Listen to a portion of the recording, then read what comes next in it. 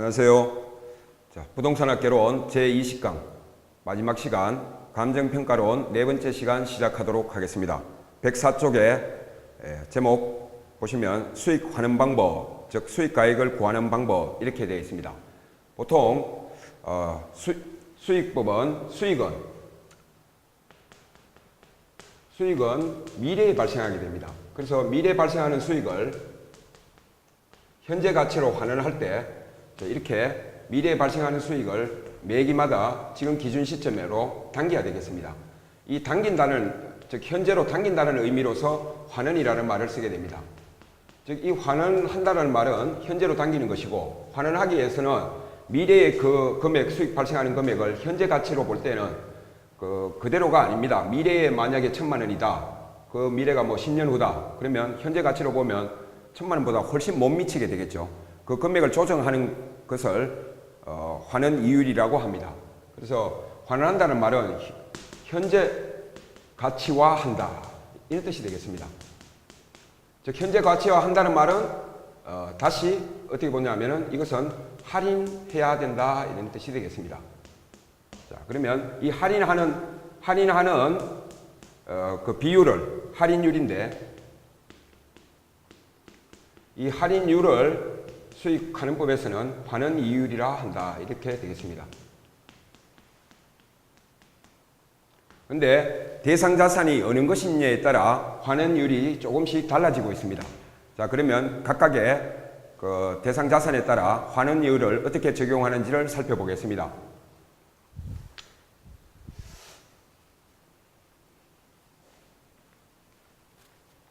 지금 첫 번째 소개하고 있는 것이 직접법입니다.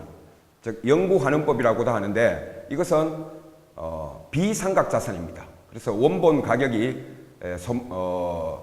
줄어들지 않습니다. 그래서 이것은 따로 자본 회수율을 고려할 필요가 없다. 그래서 환원 이율을 단지 자본 수익률로만 적용하면 된다. 그 뜻이 되겠습니다. 자, 직접법을 한번 보시면 수익가액은 환원 이율분의 순수익이다.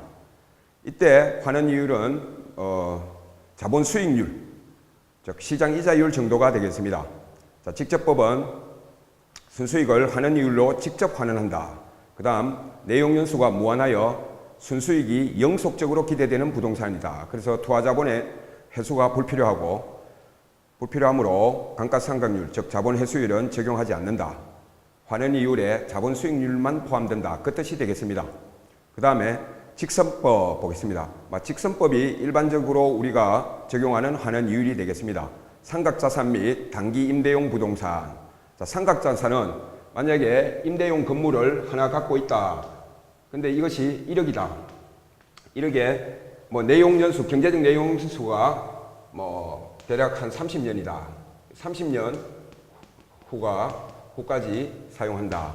그러면 이 임대용 부동산은 30년 동안 순수익을 발생하는 동안에 만약에 잔존 가치가 0이라면 이 1억이 30년이 되면 없어진다 이런 뜻이 되겠습니다. 1억이 없어지면 1억이 사라진다.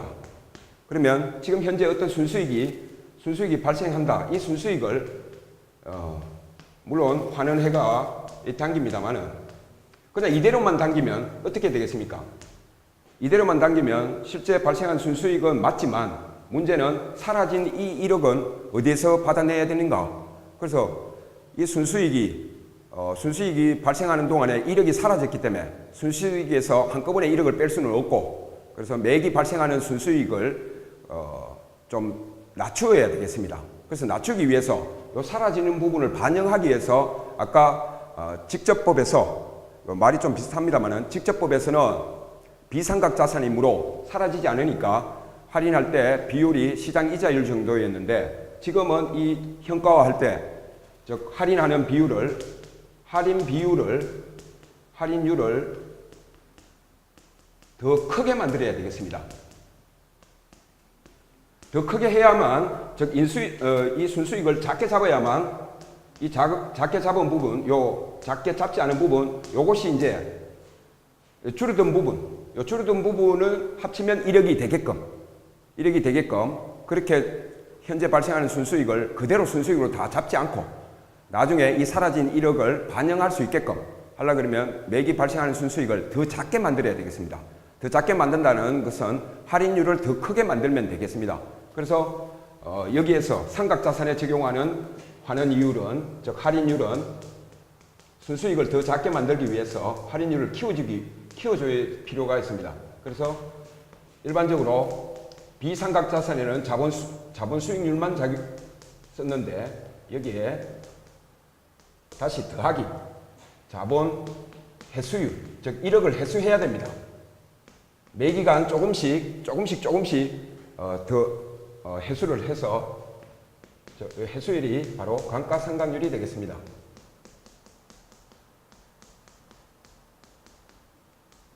그래서 매기 발생하는 순수익을 조금씩 줄여서 그 줄어든 폭만큼을 합치면 1억을 반영할 수 있게끔.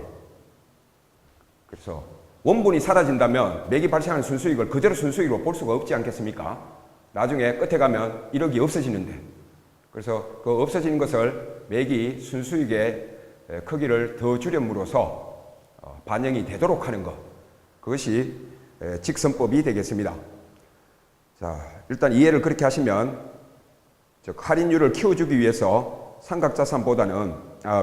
비삼각자산보다는 할인율의 크기를 더 키워주기 위해서 분모 쪽을 보시면 감가상각률, 즉 자본 회수율이 자본 수익률 옆에 더해지고 있습니다. 자, 감가상각률은 잔존 내역 연수분의 1이 되겠습니다. 보시면 직선법은 자본 수익률에 감가상각률을 가산하는 이율을 적용한다. 감가 또는 소멸되는 부동산은 투하자본에 대한 회수가 필요하며 삼각자산이므로 가치 하락에 따라 매년 순수익도 감소한다. 즉 이것은 삼각자산은 지난번에 감가수정 방법에 임대료 손실 환원법이 있다 했는데, 삼각자산은 원본 가치가 하락함에 따라 임대 수익도 줄어든다. 그런 논리를 갖고 있습니다. 그래서 줄어든 만큼 임대 수익도 또 매기 발생하는 순수익도 줄어들고 있다. 객관식에 잘 나오는 것이므로 직선법에서는 순수익이 일정하지 않고 매기 원본 가치의 하락에 따라 임대료 수입도 줄어든다. 그렇게 보셔야 되겠습니다. 그래서 직선법에서는 매년 순수익이 감소하고 있다. 꼭 명심하시기 바랍니다. 그러면 이것의 상환기금법 보겠습니다. 호스콜드법이라고도 하는데 주로 소모성자산, 광산, 광업금, 자, 이것의 논리를 따라가겠습니다. 자, 상환기금법을 적용해서 환원 이율을 정한다. 자, 이것은 광산의 특징을 우리가 한번 살펴보겠습니다. 자, 강압권을 취득하여 강산에서 순수익이 발생한다고 보겠습니다. 자, 매기 어떤 순수익, 이게 기간, 자, 강압권의 유효기간, 또 뭐 중요하게 쓴다면 강산이라는 것이 매기 순수익이 줄어드는 것이 아니고 광맥이 존재하는 날 투입된 노동 인력에 따라 순수익은 매기 일정하다. 그렇게 하는데 문제는 어느 순간에 광업권의 시효가 다 있다든지 광맥이 일순간에 제로로 가버립니다. 광맥이 사라지면. 매기 일정하게 투입된 노동량에 비례해서 순수익이 일정하게 발생하고 있다가 갑자기 0이 되는 겁니다. 순수익이. 그래서 좀 전에 살펴본 삼각자산은 순수익이 매기 원본 가치의 하락에 따라 미래 임대 소득이 줄어들어가 이렇게 비스듬하게 이렇게 순수익이 줄어들고 있습니다만은 광업 같은 경우는 매기 순수익이 노동 투입량의 비례가 일정하게 형성되다가 광업권이 시효가 소멸한다든지 광맥이 끊기면 일시에 0이 됩니다. 자, 이럴 때, 자, 이런 자산에는 어떻게 환원 이율을 적용하는 것이 좋겠는가? 자, 그 관점에서 보는 겁니다. 자, 그렇다면, 이 광업권의 가치를 5억이다. 자, 광업권의 가치를 5억이라고 하겠습니다. 5억이라고 하면 이 기간 말쯤에 이 5억의 가치가 바로 0이 되는 겁니다. 자, 그렇다면 이때 0이 될 것을 대비해서 이때 5억을 만들어 두면 괜찮습니다. 순수익의 일부분을 떼내서 5억을 만들어 두면 그때 없어지더라도 이미 대비가 되어 있는 것입니다. 그래서 만약에 뭐 예측 기간이 여기서 여기까지가 뭐 한 20년이다. 그러면 20년 동안 순수익의 일부를 조금씩 떼어내서 이 없어지는 예측 기간 20년이 되었을 때 5억을 달성시키면 되는 겁니다. 딱 그러면 논리가 뭐죠? 투자론에서 배웠듯이 적금 들면 되는 겁니다. 20년 만기 5억짜리 적금을 들면 그 불이백이 정해지지 않겠습니까? 20년 동안 매기 일정하게 적금을 들여서 이 기간이 다 했는 이 시점에 5억을 타면 0이 되더라도 이미 대비가 되어 있는 것입니다. 그래서 매기 순수익의 일부를 떼어내서 적금을 불입하고 있으라. 원본 가치가 0일 될 때를 대비해서 논리가 그것이 되겠습니다. 그래서 환원 이율에 거기 보시면 자본 수익률에 감가상각을 적용하는 것이 아니고 이것은 일시에 0이 되므로 미래를 대비해서 적금을 들였다. 그래서 상한 기금 개수를 적용하고 있습니다. 그 산식을 보시면 할인율을 적금 드는 액수만큼 더 더 키우자. 할인율을. 즉 순수익을 적금을 순수익이 원래 이만큼인데 적금 드는 비율만큼을 순수익을 더 줄인다 이거죠. 요만큼으로 더 줄이기 위해서는 나눠주는 비율을 키워야 되겠습니다. 나눠주는 키워야 되기 때문에 일반적인 자본 수익률에다가 요 적금 들기 위해서 들어가는 돈 그만큼 수익을 줄이기 위해서 상한 기금 개수 적금 불이백을 찾는 상한 기금 개수가 환원 이율에 포함이 되는 것입니다. 그래서 삼각자산과 비교해 보시면 삼각자산은 조금씩 내려오지만 광업 같은 경우는 일시에 원본이 제로가 되기 때문에 그 일시에 제로되는 것만큼 원래 원본 가격을 적금을 들면서 대비하고 있다. 어디에서? 순수익에서 떼어내서 들기 때문에 매년 매기 발생하는 순수익을 그만큼 적금 드는 액만큼 낮춰주기 위해서 환원 이율을 키워줄 필요가 있습니다. 그래서 자본 수익률에 상한 기금 개수를 합해서 환원 이율로 사용하는 논리가 그것이 되겠습니다. 자, 거기 보시면 다시 읽어보겠습니다. 상한기금법은 자본 수익률에 상한기금 개수를 가산한 환원 이율을 적용한다. 그래서 매년 자본 회수분이 일정 이율로 안전자산에 재투자된다고 상정한다. 적금 든다 이래 보시면 되겠습니다. 그래서 순수익은 보시다시피 매년 일정하다. 자, 위에 직선법과 비교해보면 직선법은 원본 가치가 감가상각되는 만큼 임대 순수익이 줄어들기 때문에 매년 순수익이 줄어든다고 봤는데 상한기금법을 적용하는 소모성자산, 광산 같은 경우에는 매년 순수익은 일정하다. 일시에 0이 될 뿐.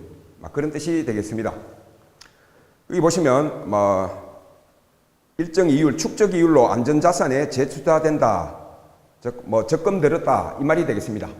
자, 그러면 오른쪽에 연금법, 인후도법을 보겠습니다.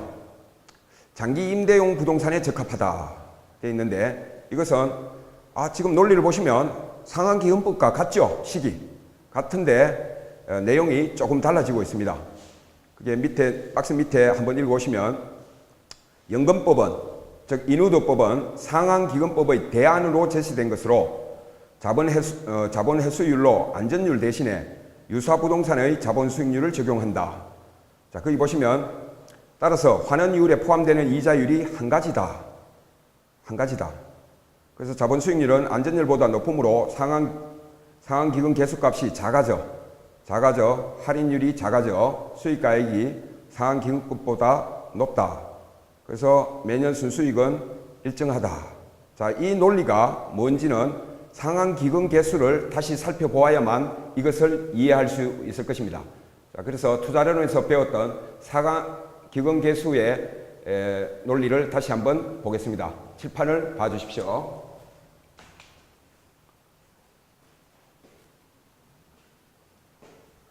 자, 상한기금 개수 한번 적어보겠습니다.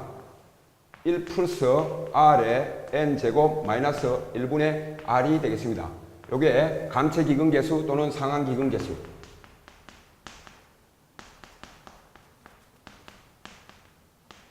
자, 상한기금 개수는 우리가 몇 년 후에 받을 적금 금액은 알고 매기 불입해야 되는 금액을 찾을 때 사용하는 개수가 되겠습니다. 만약에 여러분들이 자 3억짜리 뭐 10년 만기 적금을 불입한다고 보겠습니다. 3억짜리 10년 만기 적금에 들었다. 그러면 매기 뭐 이렇게 조금씩 이 매기 내는 금액 지금 현재는 모르고 있습니다. 요 금액을 찾는 것이 3억 곱하기 상한 기금 개수가 되겠습니다. 자, 그러면 우리가 이해 차원에서 보겠습니다. 자, 만약에 상한 기금 개수가 크면 어떻게 되죠? 매기 불입액이 크다는 말이 되겠죠. 상한 기금 개수가 크다면 매기 불입하는 금액이 크다. 그러면 적금 드는 게 좋습니까? 적금 들기가 유리해집니까? 불리해집니까? 적은 돈을 넣고 많은 정해진 금액을 받는 것이 가입자에게는 훨씬 유리하겠죠.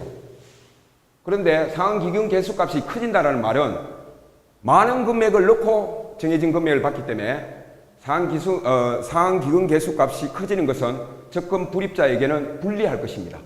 즉 매기 불입하는 금액이 커진다는 뜻이 되므로 자 그렇다면 시중에 이자율 R이 커지면 상한 기금 개수는 어떻게 되겠습니까? 시장의 이자율이 커졌다. 그러면 상한 기금 개수값은 어떻게 되겠습니까? 여러분 시장의 이자율이 5% 하다가 갑자기 10%가 됐다. 그러면 적금 덜로 갑니까? 그냥 있습니까?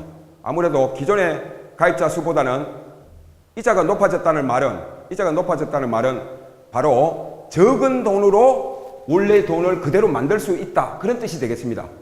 적은 돈을 만든다는 말은 가입자 입장에서는 매기 지불하는 금액이 적은데도 받는 금액은 똑같다. 그런 뜻이 되겠습니다. 그래서 만약에 시장의 이자율이 높으면 적금으로 들러 가는 사람이 많다면 상한 기금 개수값은 낮아져야 되겠습니다. 즉 매기 불입하는 금액이 낮아져야 되겠습니다. 여기 산식을 보시면 R이 커지면 상한 기금 개수값 전체는 오히려 작아진다는 걸 볼 수가 있습니다. 즉 분수식에서는 분모가 크면 전체 값은 작아집니다.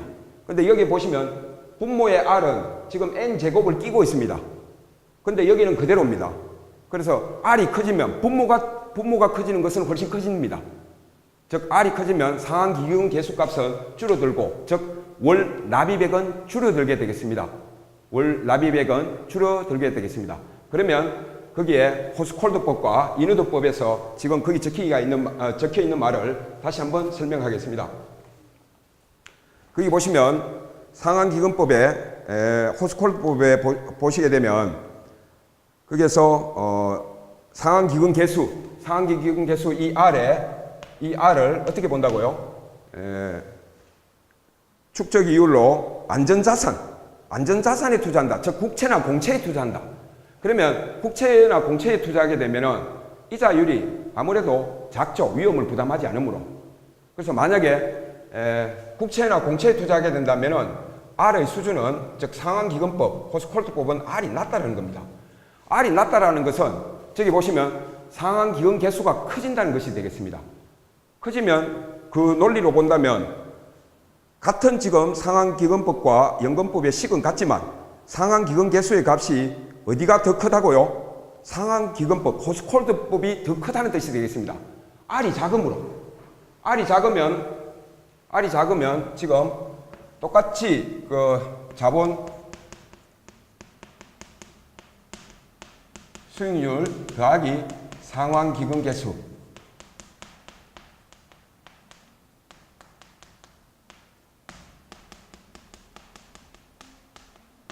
보시면 호스콜드법, 상환기금법이나 이누드법의 연금법이나 식은 똑같은데 지금 상환기금법에서 호스콜드법에서 사용하는 R은 작음으로 R이 작다라는 것은 R이 작으면 상환기금 개수값은 커진다. 즉 월 불이백이 커진다. 즉 R이 작다. 그러면 이 자체의 값은 호스콜드법에서는 이누드법에서 보다는 더 커진다는 것입니다. 더 커진다는 말은 이 전체식으로 본다면 어떻게 되겠습니까? 분모가 더 커졌다 이런 뜻이 되겠습니다. R이 작음으로 상한기금 개수값은 커지고 상한기금 개수와 자본 수익률을 더한 이 분모의 값은 오른쪽이 커졌으므로 더 커지게 되겠습니다. 더 커졌다면 나누는 값이 더 커졌기 때문에 홀스코드법으로 계산했는 수익가액은 이 수익가액은 더 인후두법에 비해서 상대적으로 작다. 이런 뜻이 되겠습니다. 자, 그러면 거기 인후두법에서 사용하는 R은 뭐라고요? 인후두법에서 사용하는 R은 바로 옆에 인후두법에서는 그러니까 홀스코드법에서는 여기 적용되는 이자율과 여기에 적용되는 이자율이 서로 다르다는 거죠. 같지 않다. 요게 홀스코드법이고 뒤에 인후두법은 이때 적용하는 R이 내나 여기 적용하는 R 즉 국채 수익률보다는 더 높은 곳에 투자해가 시장 이자율만큼 소득을 보고 있다. 즉 이자율이 이것보다 더 커집니다. 이자율이 이것보다 더 커지면 상한기금 개수값은 더 작아지므로 인후두법에서는 전체 분모의 크기가 상한기금법보다는 더 작아집니다. 더 작아지면 실제로는 이것을 계산했는 일본보다는 이쪽은 원본 가격, 즉 수익가액이 더 커지게 되겠습니다. 자, 그 논리를 적어놨는데 오른쪽에 위에 연금법 다시 한번 읽어보겠습니다. 연금법은 상한기금법의 대안으로 제시된 것으로 자본 회수율로 안전율 대신에 유사부동산의 자본 수익률을 적용. 즉 이 자본 수익률을 상한기금 개수의 이자율로 봤다 이거죠. 그렇게 되면 이자율이 한 가지가 되겠습니다. 통일이 됐습니다. 앞에서 상한기금법 즉 홀스코드법에서는 여기 사용하는 이자율과 이 자본 수익률에 사용하는 이자가 다르다 했습니다. 그런데 연금법에서는 같다. 자, 같기 때문에 한 가지고 자본 수익률은 안전율보다 높으므로 즉 이자율이 이것이 높아질수록 상한기금 개수 자체는 작아진다고 했습니다. 즉 월 불이익은 작아진다. 작아져 수익가액이 상한기금법보다 높다. 높다는 이유는 분모에 적용되는 상한기금 개수값은 이 R이 커질수록 작아지므로 전체 분수도 작아졌습니다. 분수에서 분모가 작아졌습니다. 분모가 작아지면 전체 수익가액은 더 커지게 될 것입니다. 자, 그 논리를 적어놨습니다. 그래서 밑에 보시면 이것도 순수익은 매년 일정하다, 매기 일정하다.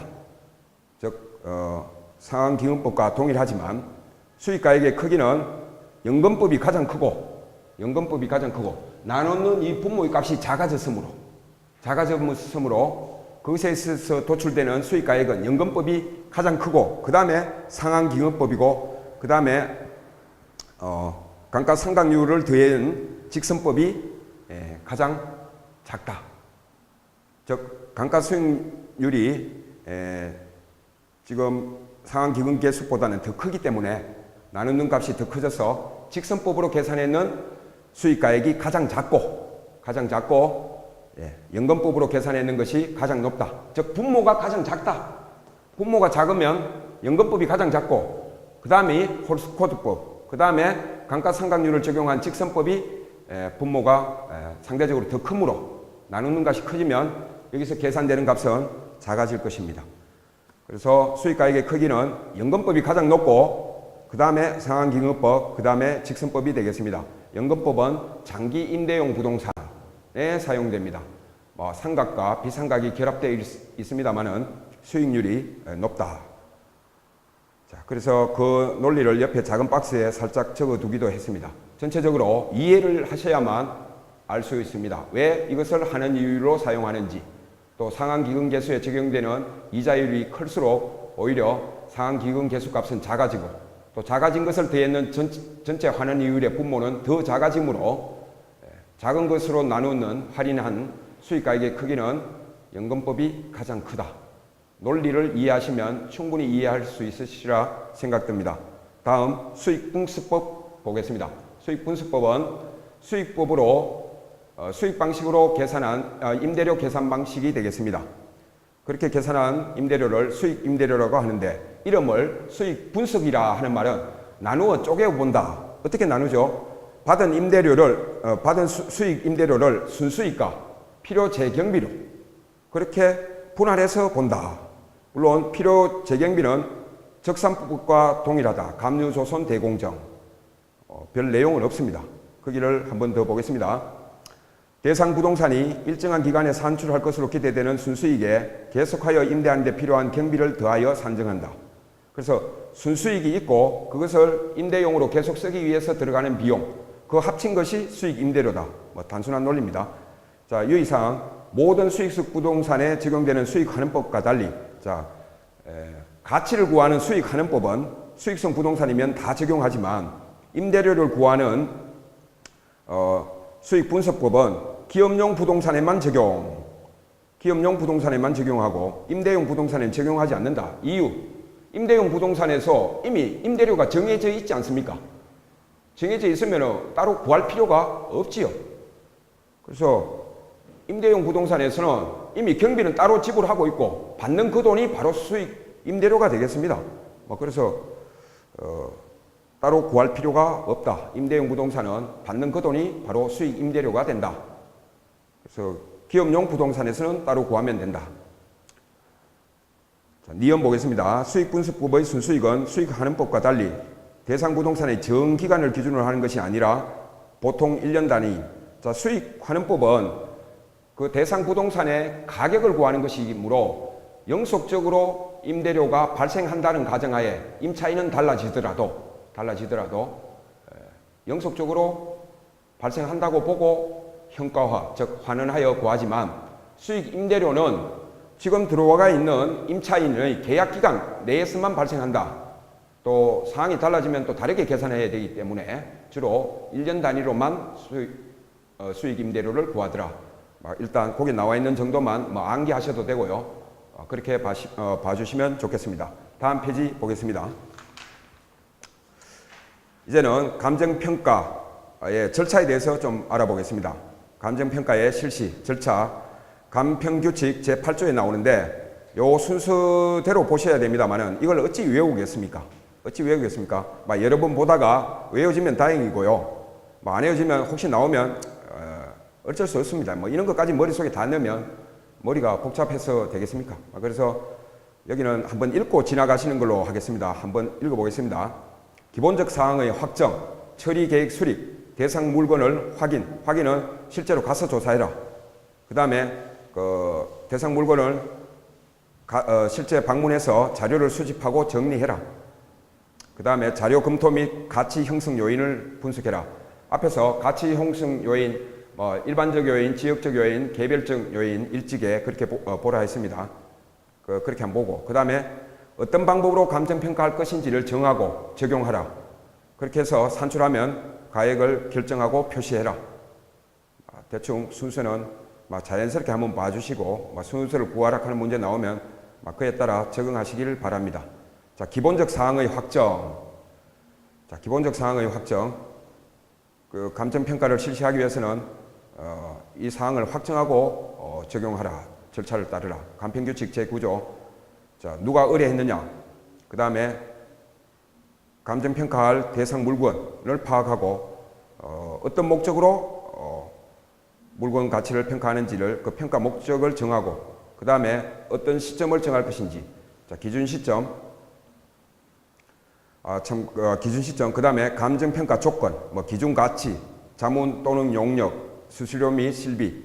요게 반드시 필요한 사항이다. 그래서 그거는 암기할 수 있으면 좋겠습니다. 그러면 가끔 시험에 나오는 물건별로 평가하는 방법. 자, 감평규칙 제14조에서 25조까지 내용을 나열을 해두고 있습니다. 같이 한번 보겠습니다. 자, 토지는 공시지가 기준법으로 해라. 자, 공시지가 기준법이 뭐냐? 자, 비교 표준지를 선정하여 그 공시가액에다가 시지계면입니다. 여기서는 사가 빠집니다. 자, 비교 방식에 사시지계면에서 사가 빠집니다. 이유는 표준지를 기준으로 함으로 그 사례 부동산의 사정 보정이 필요하지 않다. 자, 표준지는 사정 보정이 필요하지 않으므로 실제 보정치를 적용하는 것은 시지계면만 적용된다. 요게 공시지가 기준법에서 주의할 내용입니다. 그 다음에 건물, 건설기계, 황공기, 선박, 근건항선, 원가법 할 때 했습니다. 원가법은 삼각자산은 원칙이 원가법이다. 시간이 지나면 마멸, 훼손되는 것들, 건물, 건설기계, 항공기, 선박, 근근항선은 원가법이다. 그렇게 기억하시면 좋겠고요. 그 다음에 토지와 건물의 일괄평가. 자, 이 단원에서, 이 감정평가 단원에서 일괄평가 나오면 무조건 거래사례 비교법입니다. 하나의 예도 없으니 일괄은 거래사례 비교법. 그래 보시면 되겠고요. 그 밑에 집합건물, 거기도 뭐 일괄평가, 무조건 거래사례 비교법입니다. 그 다음에 산림은 산지와 임야는 구분하여 평가하는 것이 원칙입니다. 예, 땅은 땅대로, 수목은 임목대로 구분하여 평가하는 것이고, 임목을 평가할 때는 거래사례, 즉 시장에서 어떻게 사고 팔리는지 시장 가격으로 하면 된다. 그런 뜻이 되겠습니다. 그 다음에 소경목림이라고 되어 있는데 그 소경목림은 한자어라서 풀어 적으면 지름이 작은 나무와 숲. 지름이 작은 나무와 숲은 시장에서 거래되지 않습니다. 작은 나무 사서 어디에 쓸 수도 없고 거래되지 않는데 그 나무를 조성했는 사람은 들어간 비용이 있을 겁니다. 그래서 어쩔 수 없이 그것을 매각해야 된다면 그 가치는 들어간 비용을 통해서 산출할 수 있을 겁니다. 그래서 소경목림은 원가법. 자, 외울 때는 소경목림 원가법. 다른 것은 다른 임목은 거래사례 비교법. 시장에 팔리는 대로 평가하면 된다. 그 뜻이 되겠습니다. 그리고 산지와 임목을 여기서도 일괄평가하면, 자, 산에 심겨져 있는 나무와 같이 산지를 매매하게 된다면 그냥 그 자체 전체로 시장 가격으로 평가하면 된다. 거래사례 비교법을 적용하라. 그런 뜻이 되겠고요. 그 다음에 자, 가수원, 자동차, 동산, 일산 가자동이라 외웠습니다. 자, 가자동은 무조건 거래사례 비교법. 자, 여기에서 자동차를 거래사례 비교법 하는 것은 여기서 처음 배울 때 삼각자산은 원가법이라고 하면서 왜 자동차는 거래사례 비교법이냐? 자동차는 시간이 지나면 마멸 소모되지 않습니까? 그래서 원가법으로 적용해서 거기에 철판이 얼마고 들어간 비용을 그런 식으로 따지지 않습니다. 왜? 조금만 옆에 가보면 중고 자동차 시장이 이미 있죠. 그래서 삼각자산이라 하더라도 시장성이 높으면 굳이 원가법을 적용하지 말고 원가법은 골치 아프지 않습니까? 왜? 이 시점에 제조달 원가에서 이 자동차가 몇 년 지났으니까 나사가 얼만큼 달았고 쇠가 얼만큼 부식했기 때문에 값이 얼마 된다. 그래서 강가 누적액을 빼야 된다. 이러면 얼마나 복잡하겠습니까? 자, 자동차 팔라 그러면 지가 원가법을 적용해가 제조달 원가 구하지 말고 어때요? 가까운 중고 상사에 갖다 주면 몇 년씩입니까? 얼마입니다. 바로 답 나옵니다. 예. 그래서 시장성이 높으면 삼각자산이라 하더라도 무조건 원가법을 적용하는 것이 아니라 거래사례 비교법을 적용한다. 그래서 자동차가 거래사례 비교법을 적용하는 것은 비록 삼각자산이지만 거래 가능성이 높고 시장성이 높으므로 시장에 갖다 놓으면 가격이 바로 매겨진다. 그 뜻이 되겠습니다. 그 다음에 7번 공장, 강업재단, 무형자산. 자, 이런 것은 눈에 보이지, 일단은 무형자산은 눈에 안 보이죠. 눈에 안 보이는데 원가를 어떻게 알 수 있으며 눈에 안 보이는 것이 수익을 얼만큼 주는지, 눈에 안 보이는 것이 어떻게 시장에서 다른 거와 같이 어떻게 비중가액이 존재할 수 있겠습니까? 그래서 눈에 안 보이는 것은 앞으로 그 눈에 안 보이는 권리가 벌어줄 수익으로 평가하겠다. 그 뜻이 되겠습니다.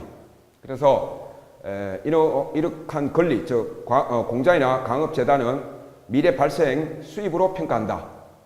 이유, 원가도 알 수 없을 뿐더러 그와 비슷한 사례를 갖고 올 수 없으므로 사례 부동산이 존재하지 않으므로 그래서 미래 발생 권리는 미래 발생 수익으로 현재의 권리의 가치를 평가한다. 그래서 권은 수익하는 법이다.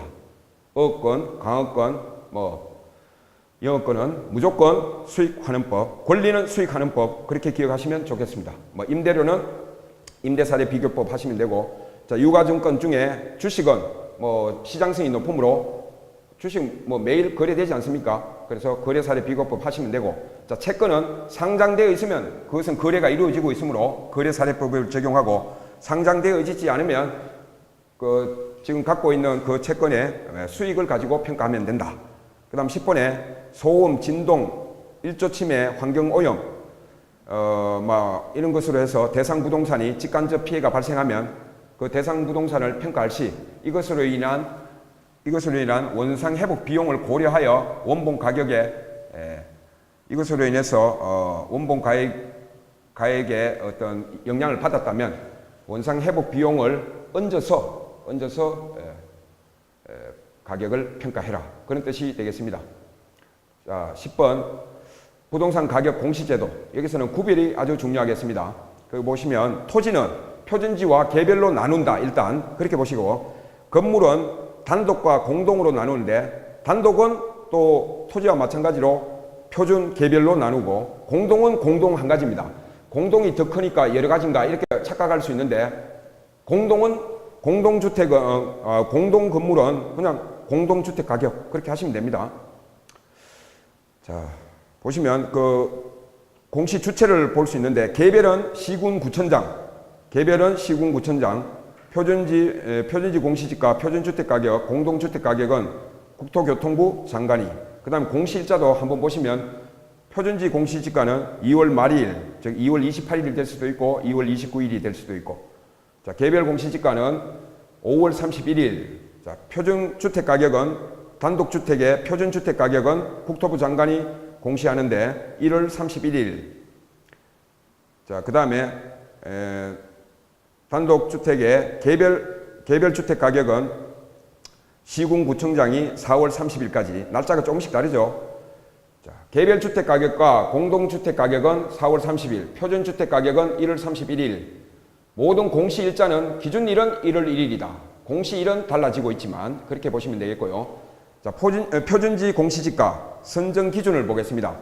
선정 기준은 그 표준지가 되려 그러면 어떤 토지 가격의 어떤 대표성이 있어야 된다. 즉 지역의 지가 수준을 대표하는 토지가 선정이 되어야 되고, 토지 특성의 중용성, 이용 상황이나 형상, 면적 등이 특별한 것이 아닌 그 중에 평균적인, 지역 내에 어떤 평균적이고 표준적이어야 한다. 표준적이란 말은 평균적이다. 그런 뜻이 되겠습니다. 그 다음에 토지 구별의 확정성. 자, 표준지를 선정하는데 어디까지가 표준지가 이렇게 헷갈리면 표준지가 안 되겠죠. 그래서 확정할 수 있어야 된다. 위치 확인, 다른 토지와 구분이 쉬워야 된다. 그 다음에 토지 이용의 안정성, 지금 이용되는 그것이 앞으로도 계속 그 용도로 이용될 가능성이 높은 토지여야 된다. 일단 말은 그렇게 하시고, 대중화관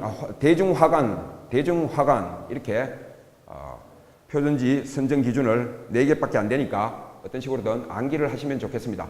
대중화관. 자, 넘겨보겠습니다. 자, 표준지의 평가 기준. 자, 평가 기준, 낮이 상정 평가. 즉 토지 위에 정착물이나 건물이 있더라도 없다고 생각하고 평가해라. 자, 독립평가의 하나라 그랬죠. 자, 낮이 평가 하셔야 되고요. 그 다음에 적정가액 기준 평가.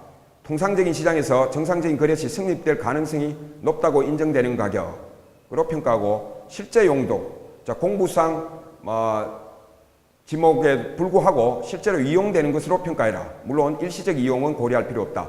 그 다음에 공법상 제한이 있으면 그 제한 상태에 따라 평가해라. 즉 용도별로 개발 제한 구역이 되면 그대로 평가한다. 그런 뜻이 되어 있고요. 개발 이익을 반영하여 평가해라. 즉 실거래가를 적용해라. 이런 뜻이 되겠습니다. 그 다음에 1단지의 평가. 용도상 불가분 관계에 있는 토지라면 토지 중 한 필지가 표준지로 선정된 경우 그 1단지 전체를 한 필지 토지로 보고 평가해라. 이것도 전체 기준이니까 쭉 확인하시기 바라고요. 그 다음에 그 밑에 보시면 조사나 평가는 둘 이상이 국토부 장관은 둘 이상의 감정평가업자에게 의뢰한다. 그 다음 공시사항은 쭉 한번 읽어보시기 바라고요. 옆에 오른쪽에 이의 신청. 이의가 있는 자. 그 이의가 있는 자는 토지 소유자뿐만이 아니고 이용자 또는 법률상 이해관계자, 또 30일 이내, 그 30일이 중요하죠. 서면으로 신청, 국토부 장관에게. 그 다음에 심사 및 통지는 30일 이내에 심사 후 서면으로 통지한다.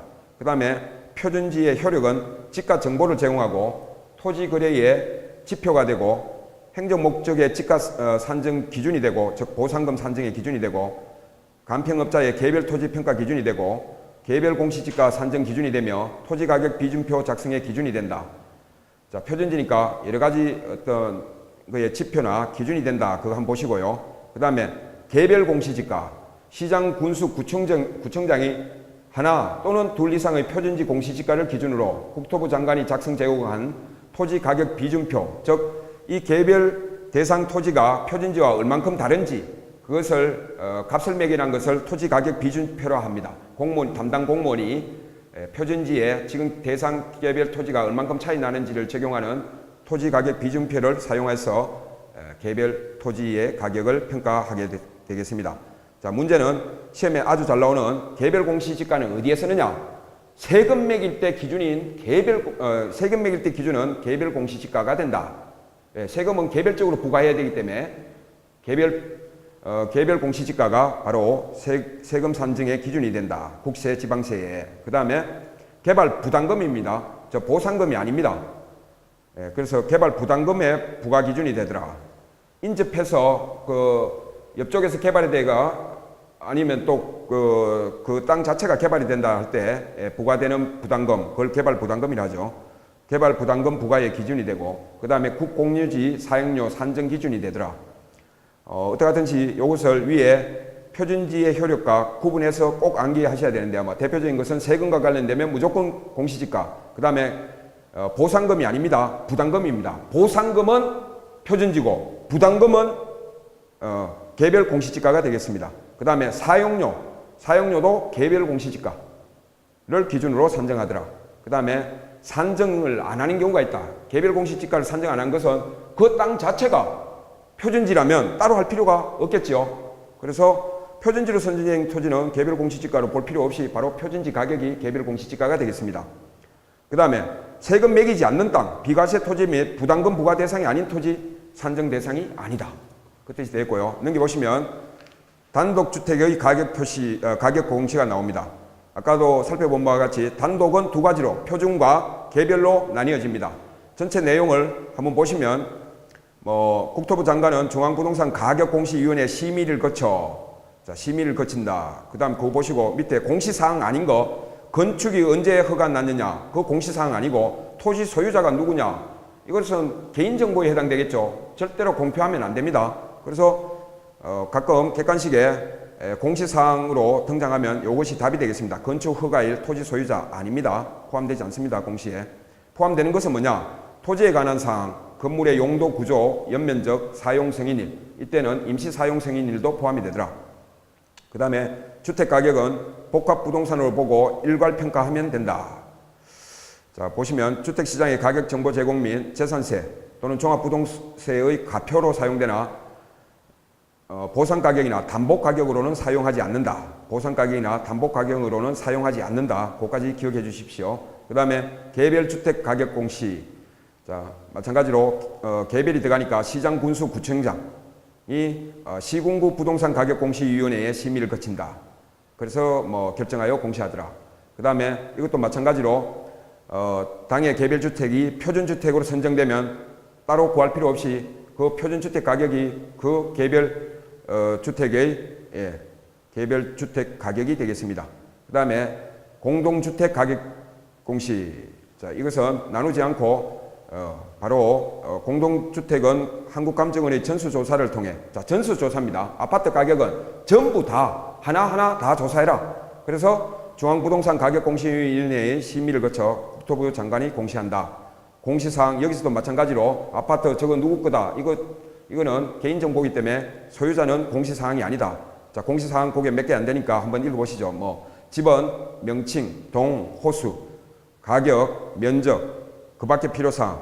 그 다음에 공동주택은 위에서 살펴본 바와 같이 따로 구분하지 않더라. 즉 표준과 개별로 구분하지 않는다. 그리고 이번에 첨가된 내용으로 비거주용 부동산 가격 공시 제도가 있는데 그것은 비거주용은 표준, 그 다음에 집합 부동산 가격은 국토부 장관이, 여기서도 마찬가지로 개별은 시장, 군수 또는 구청장이 한다. 그래서 표준과 집합은 국토교통부 장관이 하더라. 자, 이상으로 총 강의를 마치겠습니다. 그동안에 수업 듣느라 수고 많으셨고요. 제 책은 문제를 풀면서 기본서 겸 정리용으로 이용하시면 충분하게 효력을 발휘하리라 그래 생각이 듭니다. 수험생 여러분들의 합격을 소망합니다. 이상으로 강의를 마치겠습니다. 수고하셨습니다.